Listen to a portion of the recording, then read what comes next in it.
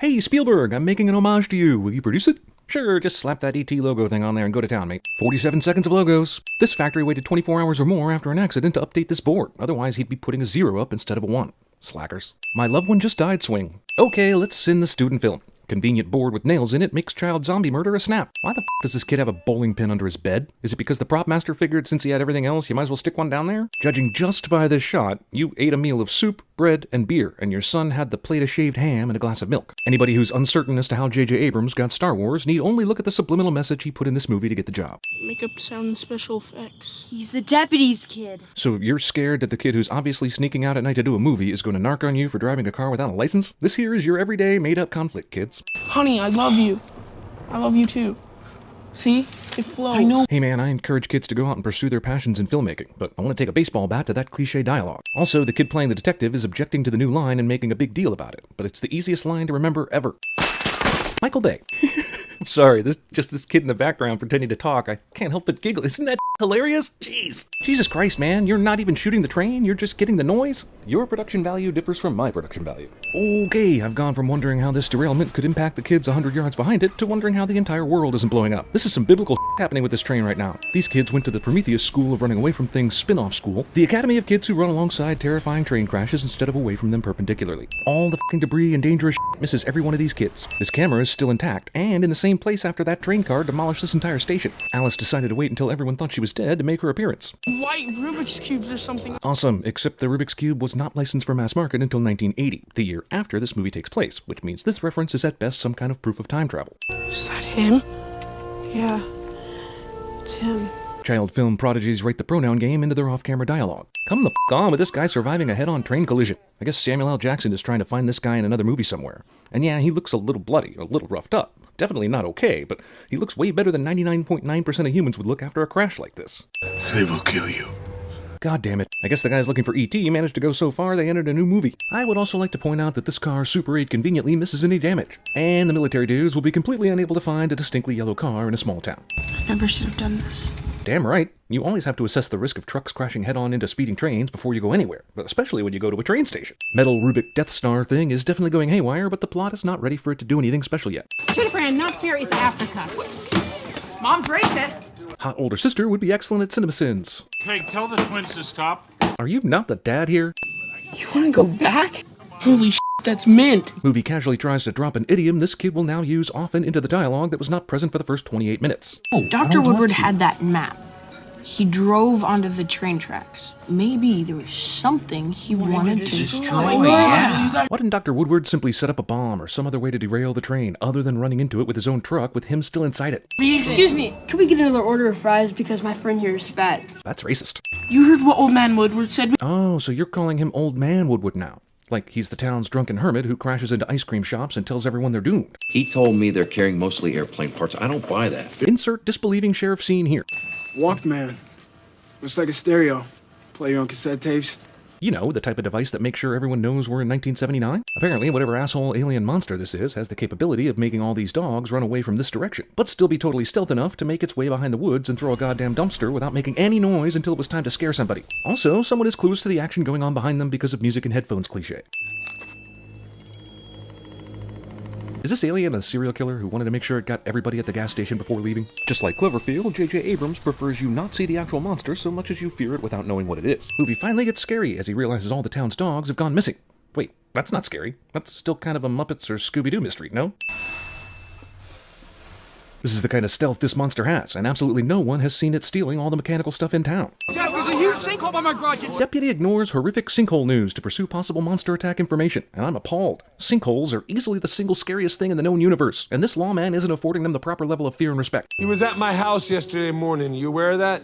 Pronoun game begins to hit critical mass. Like they all just ran away in every direction. Dogs recognize danger before humans do, cliche. The Air Force, currently doing a lot of shady in the neighborhood, decide to allow this middle school kid to shoot his movie near all their vehicles. Whatever this is must have picked the locks to this funeral home because it caused no damage going inside. And what an inconspicuous place to do your alien. Also, Joe tells absolutely no one about this. I don't care how bad the relationship is with your dad, you definitely tell him some like this. Holy this guy is still alive! It's one thing to be an evil military guy, it's another thing altogether to straight up murder other military guys that don't agree with you. Isn't this movie scary enough with the alien monster thing, without having to also create human military asshole evil guys as well? Amazing during this whole ordeal with the things and the stuff that Joe still hasn't seen this cube shaking yet. He drank that morning. My dad. Wow, sudden revelation that Alice's dad was indirectly responsible for Joe's mom's death is sudden. And after the big revelation, the cube suddenly knew it was time to insert itself into the plot. Also, film runs out at the exact moment this alien Rubik's Cube starts wobbling on its own. Well, this will be easily explained when your dad sees it. Are we still not telling him stuff because you're afraid of him being an even bigger asshole than he already is? Bottled beer, canned beer, glass bottle liquor. This guy drinks all the alcohol. Be just like your mother and leave. Wow, really cheaped out on the cliche bad dad dialogue, didn't we? Don't worry, knowing this movie's physics, he survived this. Almost as if the alien knew one of the movie's central issues was a brewing, it shows up at the perfect time to crash the party. Some kind of creature thing appears and steals Alice, but she screams, alerting her father, who then screams her name, stumbling out of the car, only to find her and the monster gone. And my point is, none of the neighbors heard any of that. Here's another thing. The alien's been running all over town picking up metal and electronics and never once did it try to rob the Air Force of some of the stuff it has. And now, to illustrate how stupid teenagers and screenwriters are, I'm going to play this next meaningless and confusing fight in full.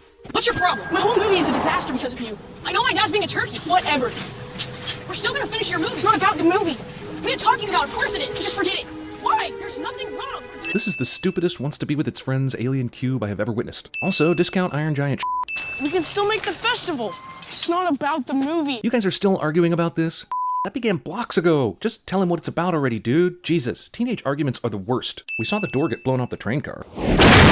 In a mere 10 seconds after that, this camera stopped filming. So how did the alien get out of the car without anyone seeing it and make it to the train station before the camera stopped filming? Also, this reminds me that the movie is called Super 8, and nothing about the camera or the film has really played a significant part of what's actually going on. Why the hell did they call it that? Neither one of these kids is with siblings or parents while evacuating their town. They just heard about an evacuation and immediately boarded a bus. It took her.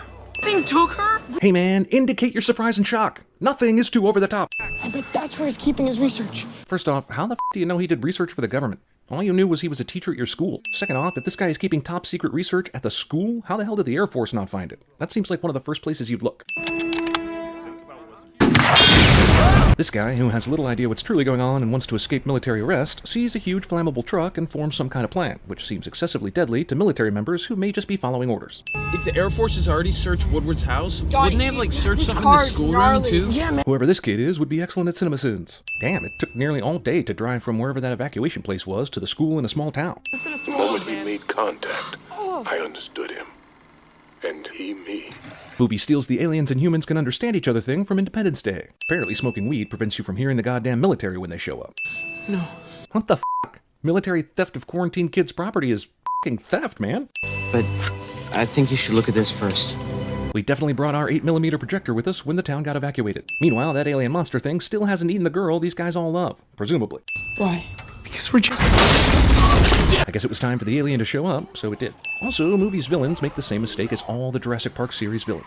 There is no reason to ever show a character physically puking on screen. None whatsoever. F*** you.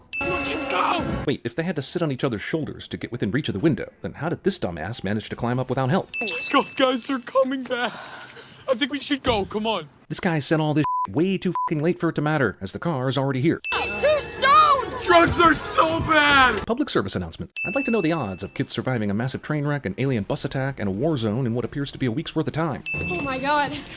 Just because you're inside the house does not mean that you are suddenly safe from all that war outside. To the cemetery, Gotta give props to the movie for not letting people say a whole complete thought anytime something happens, but Jesus, it happens so often I'm beginning to get pissed off about it. Also, movie doesn't end here with the logical deaths of all the main characters.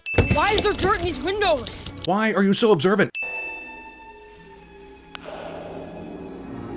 Alice is down there. Or she's dead, but probably down there, since this is a movie, and why would an alien monster eat or kill its prey as opposed to taking it prisoner? Where did they get a rope that is this long? Was there one lying around at the funeral home in the very room they broke into?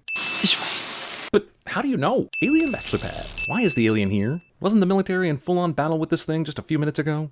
How did it get here so fast? It's because the script called for it to be near where the kids are, isn't it? Luckily, the alien cut Alice down from the ceiling, giving Joe access to save her. Kinda makes you wonder what Joe would have done if she hadn't been the next snack. How is the sheriff still alive? He was one of the first people kidnapped. He must be like that thing you buy at the grocery store and it sits in your freezer for a month, and every time you think you might eat it, you're like, holy shit, I have hamburgers? I'm gonna have a cookout. Hey!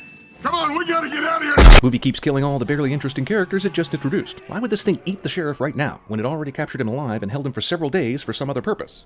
You understand? But not everyone's horrible! This works.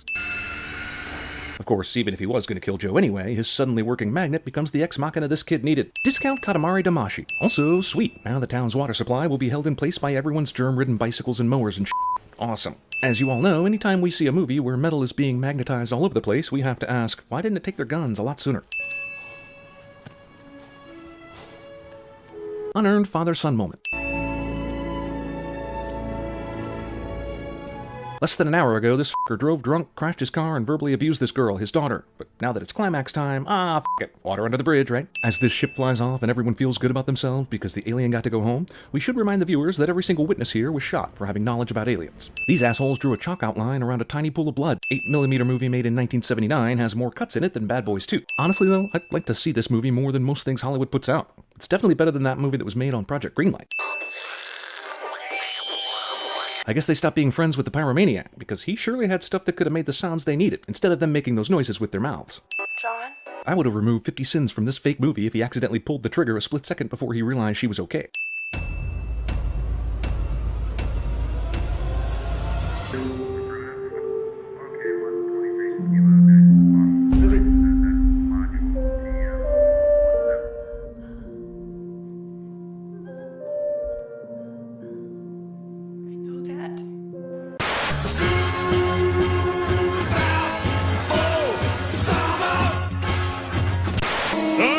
He's got a board with a nail in it! And save humanity, will ya? Run, Kodos!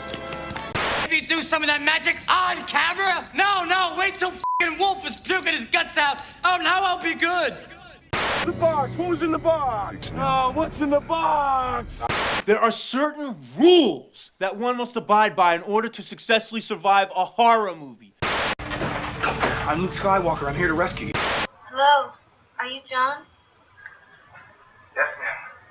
The agency recommends you very highly. Well, I'm a really hard worker, and if you give me a job, I won't disappoint you. What special skills do you have?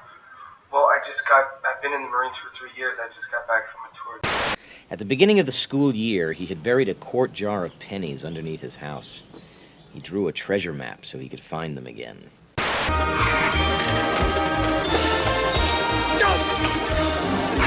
Friend, we're about to press it, but the man said not to press it. But we pressed it anyway, and we ran and we hit in a giant tire. Oh yeah, and my other friend was already there. Novels of Terrence Mann endorse promiscuity, godlessness, the mongrelization of the races, and disrespect to high-ranking officers of the United States Army. That right there. Murphy still great.